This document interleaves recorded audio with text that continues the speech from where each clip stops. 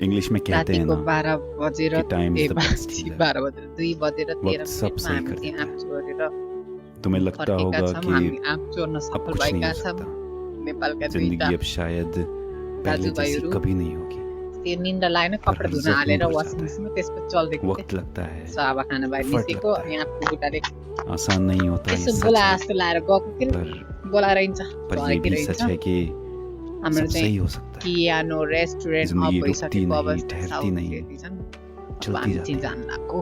एक नई दुनिया साथ लिए, यता एक नया सवेरा नरेको जहाँ साथ लिए, छोरीमा इसलिए अगर पानीको कहीं स्टक हो तो बात दाइले मानो, हँसाउँछन् टाइम इज हँसाउँछन्। द दाइ बेस्ट त सर्कसमा आउन पनि कहाँ यहाँ जब सही मालदिप्समा आएर त आम छ कि हो दाइले जाए। पनि भगवान् के गर्नु। लास्टै दिन गएको थाहा पाइने दाइसँग बसेपछि जोस् रमाइलो भएको छ दया गाई चोरो।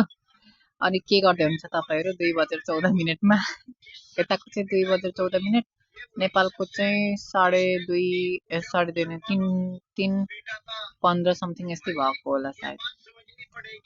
ठिक छ, सबैजना आरामै हुनुहुन्छ होला भन्ने आशा। अनि लाइक सेयर सब्सक्राइब गरिदिनु होला अरे कि मेरो टिकटक आइडीलाई।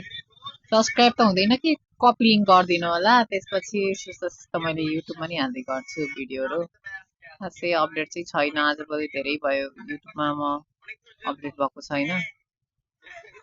हजुरको माया र सपोर्टले चाहिँ अब एक न एक दिन पक्कै पनि अलिक मुड चलेछ भने चाहिँ बनाउँला कि, नत्र भने चाहिँ छोडिदिनुहोस् यस्तै। माया गरिदिनुहोस् टिकटकमा है त।